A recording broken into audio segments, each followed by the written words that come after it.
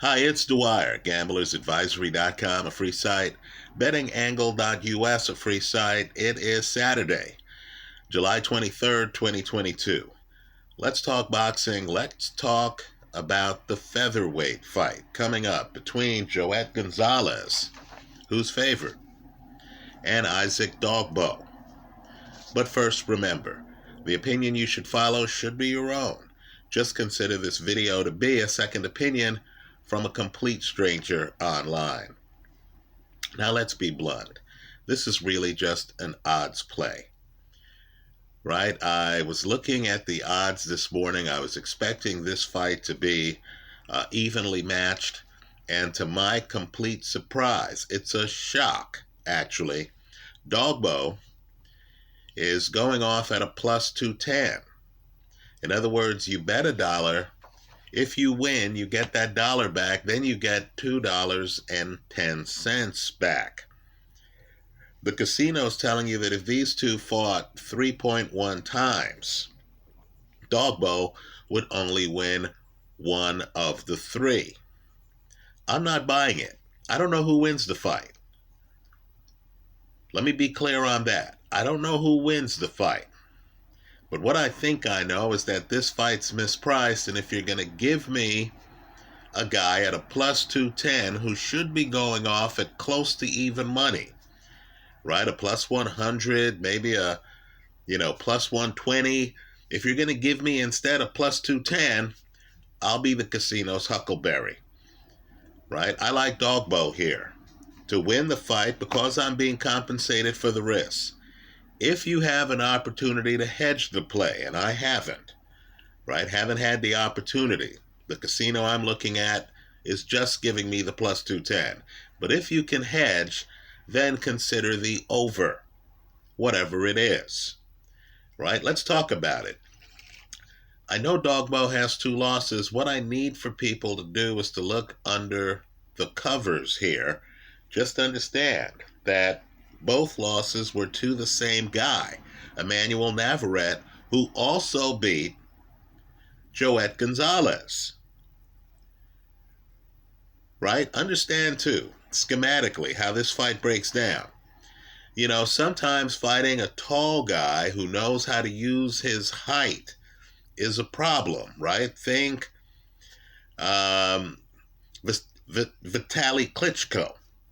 Right? A tall guy with a lean who has a jab that's in the way, who's throwing power shots behind the jab, who's punishing you, who knows how to block your shots when you reach to land shots. Tall guys can be a big problem. But so too can short guys. Right? Because whether it's Tyson, whether it's Fraser, whether it's Dwight Cowie, a good short guy who can fight low, who has power, it's very hard to find in the ring for a fighter who's relatively upright like Gonzalez is. And Gonzalez is going to have at least a 3-inch, in my opinion, right? The heights they're advertising seem off to me. I'm guessing Gonzalez is going to be at least 3 inches taller than Dogboe, and he's going to fight taller than Dogboe. Dogboe has power, right? Dogboe, in my opinion, might be able to get underneath Gonzalez. There's going to be a learning curve here for Gonzalez. Right? The guys have roughly the same record. The guys have roughly the same amount of knockouts. But it's fighting Dogboe that's different. Right? He's shorter than your typical featherweight. He's bouncing around. He's coming in not to outbox you. He's trying to outslug you. So there's an open question on how many rounds is it going to take Gonzalez to adjust to Dogboe's style. Right? Dogboe's so unique, I believe it takes a lot to find a sparring partner who can duplicate Dogboe's style. Let me also point out, too, that Dogboe is coming off of 2 fights that he won by majority decision. In other words, his recent fights, even with his power, have gone the distance. But you can cut that both ways, right? One way is to argue, hey, Dogboe, you can go several rounds with Dogboe, right? Dogboe, who started his career with a lot of knockouts, seems to be slowing down a little bit, right? Lost twice to Navarrete, is coming off 2 majority decisions. That's one way to look at it. I look at it a different way.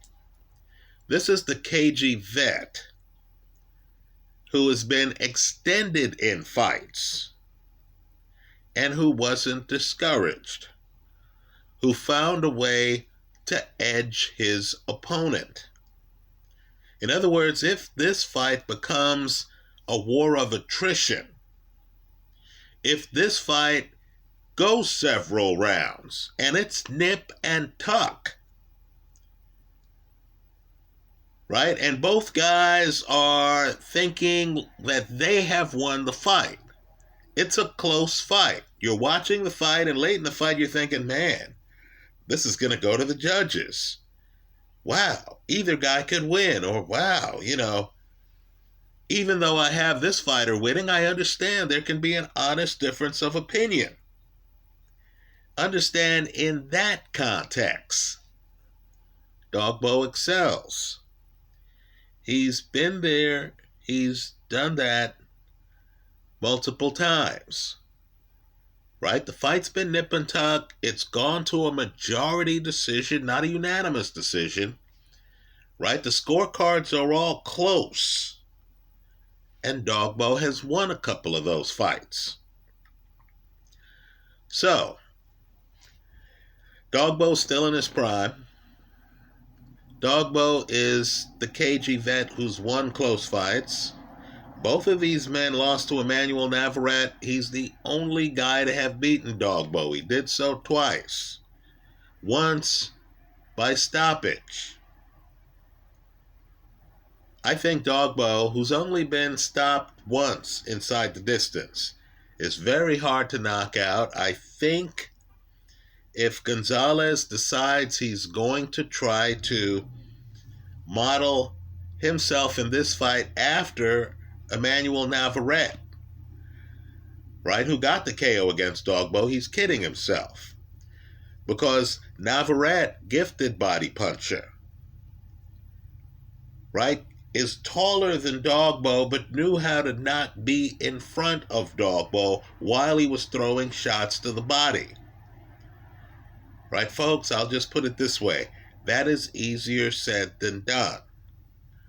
Right? Picture yourself fighting Joe Frazier thinking, or Dwight Cowie more recently, and thinking, I'm just going to throw shots to this guy's body and not expect the shorter man to be firing heavy artillery back.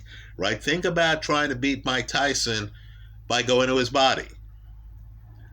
Right? That's hard to do. Let's just say you're going to have to figure out a way to go to the body, and you're vulnerable when you throw body shots if you don't know what you're doing, right? Because your hand is down here and you're wide open up here, right? You look at these films and you look at guys like Archie Moore, great body puncher, and Archie Moore has a hand up here while he's throwing body shots. Let's just say it's going to be difficult for Joet Gonzalez to follow the game plan of the only man to beat Isaac Dogboe. So the casino's giving me a plus 210 on Isaac Dogboe. My response is, thank you very much. I'll be the casino's huckleberry on this fight. But and if I had a chance, I haven't yet, but if I have a chance, I'm going to try to take the over in the fight as a hedge, right? Because I'm getting better than 2-1 on the Dogboe side of the play. So now I have a little bit I can spend to hedge any possible loss. But I need for you to understand the risk involved. What I'm doing in this fight is I'm taking a bigger than 2-1 underdog. A guy who's coming off some of the closest wins possible. 2 majority decisions, where the judges' scorecards were close. Right? Just understand. Also, there's an article this morning on BoxingScene.com where Dogboe points out that he's only 27 years old and that he can't believe that people were calling him washed up. Just understand, there was that narrative out there that Dogboe was washed up. That's one of the reasons why you're getting these odds. So keep both eyes open. Realize that if the favorite comes out and tunes up Isaac Dogboe, who was rumored to be washed up, who's coming off some close wins, right? If Gonzalez wins the fight as the big favorite is, right? He is at the casino. If he wins the fight as expected, you lose it all. I'll take the risk. I just don't see the scenario where Isaac Dogboe should be going off at a plus 210. And I believe when you're getting compelling value, you turn a profit in the long run. Right? If you're in the casino and they're telling you that evenly matched fights are priced where one guy's getting a plus 210, I believe if you take that 210 play in fight after fight in closely matched fights, and you know my basic thesis here, boxing is highly competitive. Right? These guys who look like Superman sometimes aren't. Sometimes some of the guys, some of the opponents just have their number. Right? I think the line here is mispriced. I believe in situations like this where you say, wow, this is an evenly matched fight, then you look at the scoreboard and one guy's going off at a plus 210, I think you need to take that. That's how I see it.